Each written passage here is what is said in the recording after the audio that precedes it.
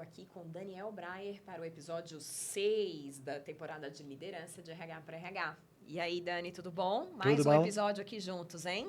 Simbora. E dessa vez o tema é Alta performance. alta performance. Duvido você chegar em algum empresário e falar que formar times de alta performance não seja do interesse de alguém, né? Nossa senhora, acho que é o sonho de todo empresário, ter um time de alta performance. E dos RHs, Dos RHs também é ver um time de alta performance funcionando. Acho que a gente né? consegue juntar as duas coisas aí, né? Acho que temos empresários, RHs, num mesmo objetivo, bem claro, né? Formar times de alta performance que entreguem resultados, engajados.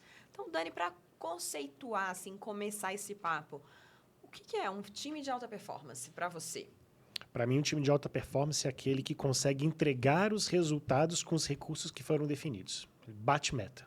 Ponto. Uma equipe que bate meta. Vamos falar de RH de alta performance? Vamos. O que é o RH de alta performance? Daniel trouxe uma provocação outro dia aqui pra gente. Vamos colocar para nossa audiência aqui. Ixi, agora vai ser polêmico. Ah! Vamos lá, para mim o RH de alta performance é o RH que entrega resultado e aí ele consegue ser humanizado. Porque se ele entrega resultado, se ele conecta com o empresário, se ele consegue mostrar qual é o caminho que a gente consegue fazer com que as pessoas se conectem com a empresa, opa, e ele vai ganhar crédito para falar de todos os processos de humanização que ele tanto quer. Se você não tem esse crédito na mão, você chega falando de humanização o tempo inteiro, aí fala, tá, mas o que essa humanização aqui vai me dar mesmo de resultado, hein? E aí é que as coisas começam a se perder um pouco mais. Então, no mundo empresarial, eu tenho escutado muitos empresários falando, né? Eu quero um RH que dê resultado, quero um RH que dê resultado. Então, o RH que dá resultado consegue se tornar um RH humanizado. Massa, Daniel. E às vezes a gente fica nessa dicotomia, né, de resultado, humanização, parece que são coisas antagônicas, E não quando são. na verdade, se a gente não tem uma empresa que dá resultado, que dá lucro, a gente não pode ter os times. E aí a gente está falando assim de questões super importantes, né, de famílias que são impactadas com salários. Então, é um aspecto básico, existencial das empresas. Exatamente. Se você não tem uma empresa que gera resultado, que dá lucro, como é que aquela empresa vai manter aquele grupo de pessoas, aqueles colaboradores que estão ali dentro? Não tem como. Mais cedo ou mais tarde vai passar pelos processos que a gente chamava lá atrás de downsizing ou reengenharia ou o que quer que seja o nome que vem aí pela frente. Mas o fato é, vamos ter que reduzir quadro, vamos ter que mandar pessoas embora, porque o resultado não está vindo. Então, equipes de alta performance entregam resultado. E aí, é claro que se você entrega resultado e se você começa a ter pessoas com uma performance acima, elas começam a virar o jogo de uma outra maneira e você começa a falar, puxa, que tal a gente reconhecer e recompensar essas pessoas aqui de uma outra forma também, já que a gente já bateu tal meta, já entregou tal resultado, já fez isso, aí o empresário começa a falar, faz sentido. Faz E aí a sentido. gente começa a tratar um RH de negócio, um RH que tem uma atuação estratégica, consegue falar ali a linguagem, né, da diretoria, do empresário, enfim, da alta liderança da empresa. Isso. Eu queria até tratar esse ponto, né, dentro da alta performance. Eu acho que o RH, a gente bateu muito nessa tecla do RH estratégico, eu acho que isso está tão desgastado ao longo do Batido tempo, já, né? A gente vem aí, eu tenho 24 anos de carreira neste exato momento aqui do podcast, indo para quase 25 anos, né?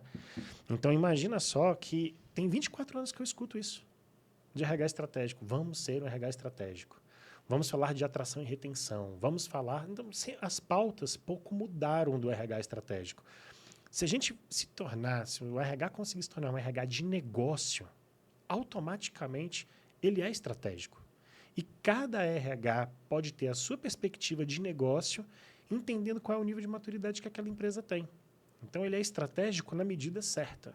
E aí ele consegue começar a entregar o que o empresário quer, o que a diretoria, o board quer, para poder começar a gerar confiança e começar a fazer os outros projetos dele. Então, se conectar com o negócio é o primeiro ponto. Fundamental, né? Exato. E aí tem tudo a ver com o que a gente está falando, que são equipes de alta performance. Então, Dani, consegue falar para a gente um pouquinho do que forma uma equipe de alta performance? Porque fala de resultado e fala de pessoas. Exato. Então, quais são os elementos aí que compõem uma equipe de alta performance? Eu vou trazer aqui um elemento, logo o primeiro elemento, né? Que sem ele a gente não tem alta performance em lugar nenhum, que é a questão da confiança. Então, já fiz o treinamento nosso de imersão, 2 dias hotel fazendo, supere-se, mais de 150 pessoas passaram pelo treinamento e quando as equipes que conseguiam chegar nos resultados de melhor forma eram as equipes que conseguiam rapidamente se conectar e ter confiança. As equipes que tinham desconfiança no meio do processo, não, mas você falou, não sei se é bem isso, não sei se eu acredito em você, não sei se eu coloco o pé ali ou não, a performance ia embora. As empresas, as pessoas, os times que conseguiam fazer com que esse processo de confiança fluísse mais rapidamente, era incrível como na segunda, terceira atividade eles já estavam caminhando de maneira mais clara, né?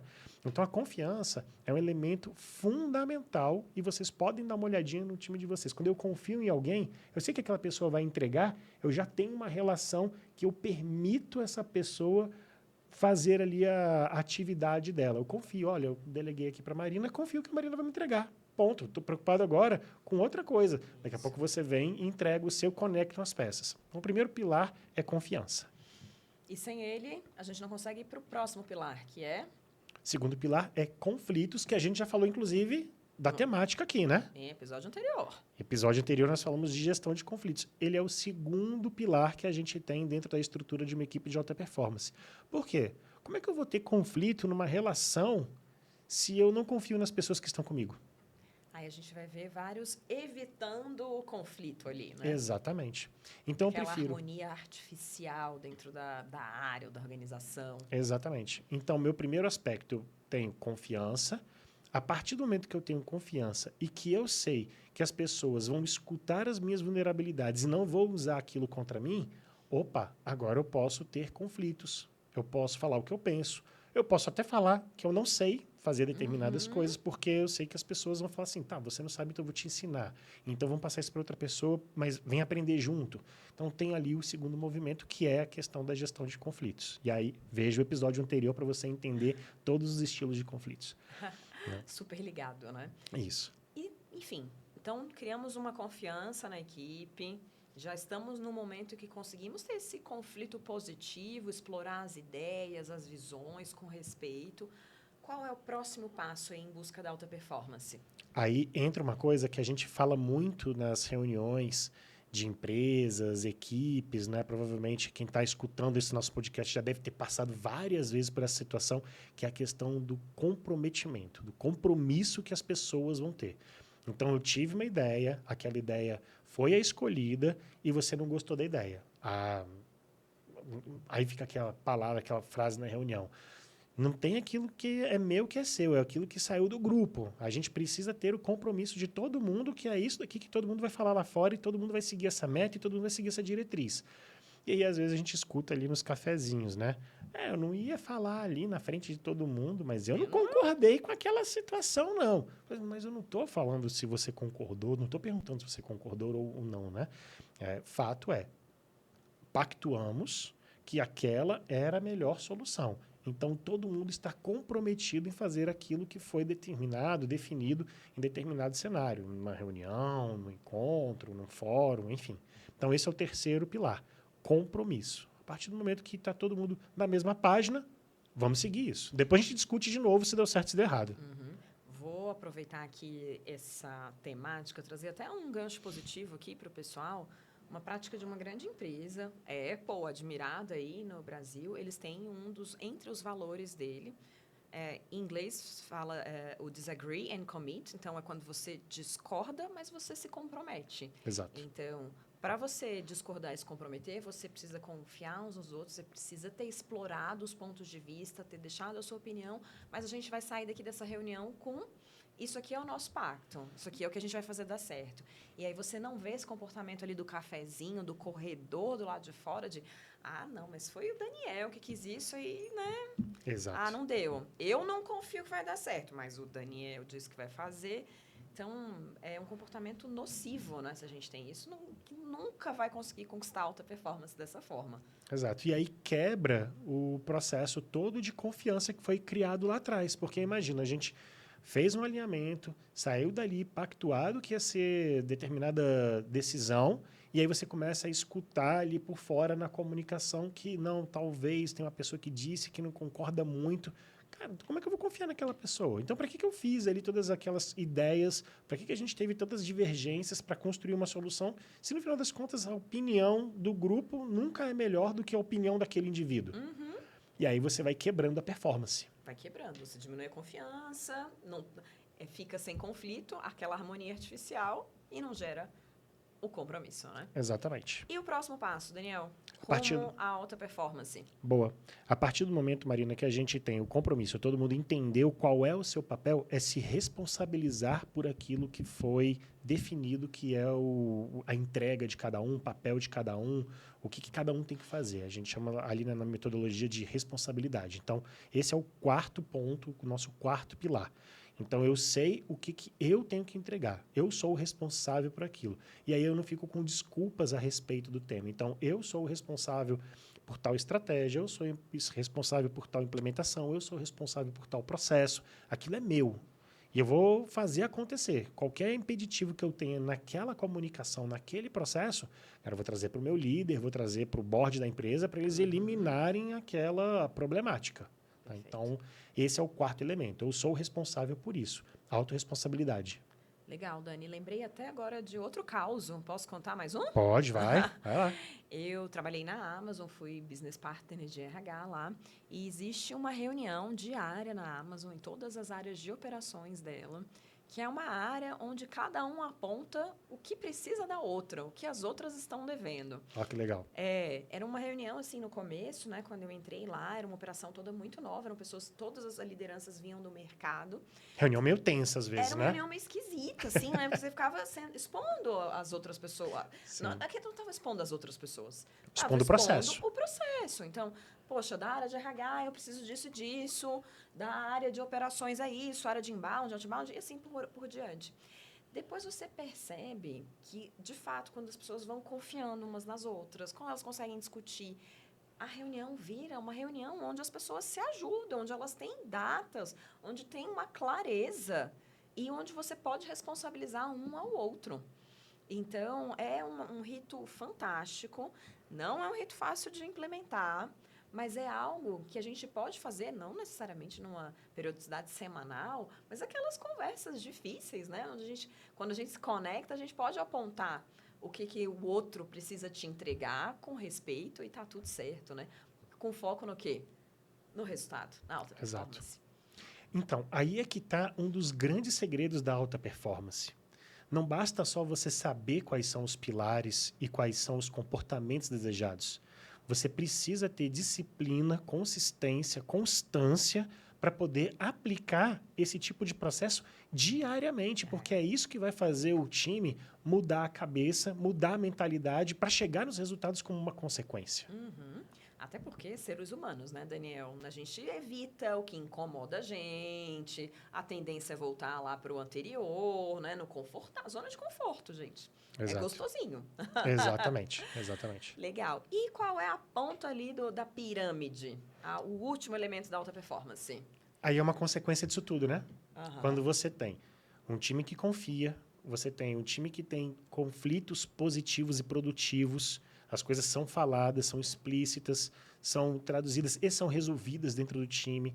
Eu tenho ali o compromisso de todo mundo, de qual vai ser o caminho a ser seguido. Eu tenho os responsáveis definidos para todas as ações que foram colocadas, as metas, os processos, os projetos. Aí o que acontece? Atenção no resultado.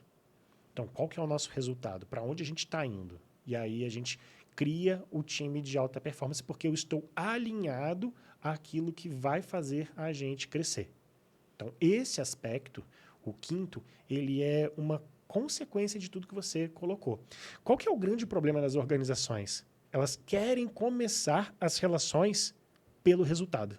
Elas não querem começar as relações pela construção da confiança. Elas querem botar a meta e querem que as pessoas vão lá, senta aí, tá aqui o recurso, bate a meta, se vira. E aí começa a virar uma competição interna, porque eu tenho a minha meta, você tem a sua, mas calma aí, o que o coletivo está falando? É muito relevante quando a gente vai em vários clientes, né, Marina? Você já passou por essa situação aqui na B2 em alguns momentos. de você conversar com o board da empresa e eles valorizarem muito mais o resultado individual do que o resultado do grupo. Coletivo, E aí o que eu falo é o seguinte, tá bom, você tem 10% da sua empresa que é talento, mas você não bateu a meta. E você tem uma empresa de pessoas muito boas, mas não tem nenhum gênio, mas você bateu a meta. O que você prefere? Você prefere os talentos ou você prefere o resultado? E aí eles, como assim? O meu talento não dá resultado? Não necessariamente. Nós temos vários exemplos de esportes, né? Eu adoro usar esportes, grandes times com grandes talentos que não ganharam absolutamente nada. Já lembrei da nossa seleção. E você tem um time, às vezes, mais ou menos, né? Vamos pegar lá, acho que foi 2006 que o Brasil tinha o que a gente chamava lá o quadrado mágico, né? Então, poxa, e o que eles ganharam ali juntos? Ganharam a Copa das Confederações. Chegou na Copa do Mundo, o time da França, teoricamente, não era um time ruim, ok. Mas não era um time tão bom, tecnicamente, quanto aquele quadrado mágico incrível que a gente imaginava que fosse tocar ali a Copa do Mundo fácil. Não foi. Por quê? Porque às vezes você tem um time muito bom aqui do lado e esse time está alinhado a um propósito, ele está alinhado na sua confiança, no seu conflito. Eles lutam tanto pelo resultado. Eles se tornam mais fortes. Exato. Né? Exato. E aí, Daniel, para a gente encerrar esse papo, a gente está falando desses elementos todos, e aí eu queria que você concatenasse o papel da liderança na construção da alta performance, que eu imagino que seja uma atuação fundamental. Show de bola. Vamos lá. O líder, ele não pode ser aquele cara que escuta alguma coisa errada no time e ele fomenta aquela labareda ruinzinha ali, sabe? Aquele elemento negativo. Ele não pode ficar alimentando a intriga. Ele não pode ficar alimentando uma faísca fora do lugar. E isso acontece muito nas lideranças. Na maioria das vezes você vai escutando um fala mal do um, que fala mal do outro. O líder, ele entra para falar, opa, vou falar um pouquinho mal aqui também, porque eu também tenho elementos, só né? alimentando a discórdia. Exatamente. Então, ele acaba aumentando a fogueira ao invés de virar e falar, gente, tudo bem, já sabemos que é isso, vamos discutir aqui a solução, vamos para o próximo passo. Então, ele precisa ser um cara que consegue entender os problemas do time, mas precisa buscar fazer com que o time se conecte. Gere o primeiro elemento que a gente falou várias vezes aqui, da confiança. É claro que se em determinado momento você está vendo que tem um elemento no time que você está tentando trazer ele para o jogo, tentando fazer com que as pessoas confiem, e ele não entrega, naturalmente você vai fazer um movimento de não ter essa pessoa ali no seu time. Talvez ela tenha que ser transferida para uma outra área, talvez ela tenha que ser movimentada de um outro jeito, mas enfim, você vai fazer esse movimento inicialmente. Então, o líder, ele é um cara que ele precisa gerar essa confiança e principalmente passar essa confiança para o time. Ele precisa saber gerenciar os conflitos, e aí a gente tem um episódio anterior que a gente falou bastante a respeito disso, então eu nem vou alongar aqui o papo. E ele precisa ser um cara que fale assim, olha, esse é o nosso compromisso. Família escolar lá do Filipão, né? Esse é o nosso compromisso. A gente tem aqui os nossos egos, a gente tem aqui os nossos problemas, mas a gente tem aqui que a gente vai fazer as coisas todo mundo junto. Então, trabalhar essa questão do coletivo e responsabilizar cada um. Olha, dentro do nosso compromisso, Marina, você era responsável por isso. Por que isso não aconteceu? Aí eu vou entender, vou trabalhar com você, vou te dar os elementos ao máximo e vou falar, olha, estão aqui os recursos, estão aqui os elementos, vamos embora. O que você precisa mais de mim? Eu preciso desse tipo de estudo, eu preciso desse tipo de análise, eu preciso desse tipo de perfil. Está aqui, vamos alimentar isso. E aí sim, eu vou te cobrar o resultado. Então, todos os elementos estão dados para que você consiga ter o resultado no final. E, obviamente, o resultado tem que ser possível, né? Não dá para botar aquela meta. Ótimo, então agora eu montei uma equipe aqui, confia, conflito é positivo, a gente tem compromisso, tem a responsabilidade, agora eu vou botar a meta vezes 3. Aí não vai dar muito certo também, né? Tem que ser dentro da possibilidade do time que você está trazendo. Então, um líder, ele precisa desses elementos aí, no meu ponto de vista, muito bem claros, muito bem comunicados, né? A comunicação é um grande elemento, né, da liderança e é onde a gente vê as organizações muitas vezes se perdendo nas comunicações também. Então, para mim, esses elementos aí ajudam muito na performance. Daniel, quero agradecer o papo. Tenho certeza que o time que está aí do outro lado está tendo insights incríveis, cheios de ideias para colocar em ação. A liderança é fundamental nesse processo da construção da alta performance. Nós tivemos um episódio praticamente dedicado à comunicação, o impacto da comunicação. E a liderança, ela se faz pela comunicação. Então, Exatamente. são várias questões que precisam ser trabalhadas de forma contínua para que esses líderes desenvolvam e consigam alcançar esses resultados de alta performance. Quando a gente fala de liderança, né, Marina, assim, a gente está, obviamente, aqui cortando o tema liderança em várias temáticas. Mas olha a complexidade de você ser líder, né? Para você poder formar um time de alta performance, você precisa passar por todos esses processos que a gente falou. Aí, no episódio anterior, a gente falou de conflitos, já falaram de comunicação, o papel da liderança, como é que esse cara faz para conectar as pessoas com a estratégia, e muito mais, né? E o tempo inteiro estudando, o tempo inteiro aberto, olhando para metas, olhando para resultado, buscando humanização. Então, é um papel fundamental para que as coisas aconteçam no dia a dia. Então, muitas vezes, o pessoal vai assim... Vou virar líder para poder ganhar mais. Pensa bem se o caminho é esse. Vai virar especialista às vezes, né? E, gente, nós, da área de RH, temos um papel fundamental de apoiar as organizações no desenvolvimento dessa liderança. Seja com estratégias nas próprias organizações, mentorias internas e as consultorias também. A B2HR está aqui fazendo... Já fizemos... Só esse ano foram quantos PDLs, Ana? Me dá um... 12 PDLs só em 2024 para nossos clientes. Uau! Então, a gente apoia as organizações aí com métodos inovadores, de acordo com a realidade, o cenário de cada empresa, justamente para que essas empresas alcancem essa alta performance e os resultados desejados. E, gente, desenvolvimento é contínuo, seja para a liderança, seja para os times. Então, se você quer saber mais sobre... Gostou, quer conhecer como é que a gente pode fazer programas de desenvolvimento de liderança, pode deixar um recadinho aqui, ó, que a gente entra em contato com você e a gente troca uma ideia. Muito obrigada por todos que assistiram aqui, mais esse episódio de liderança do RH para RH. Até já!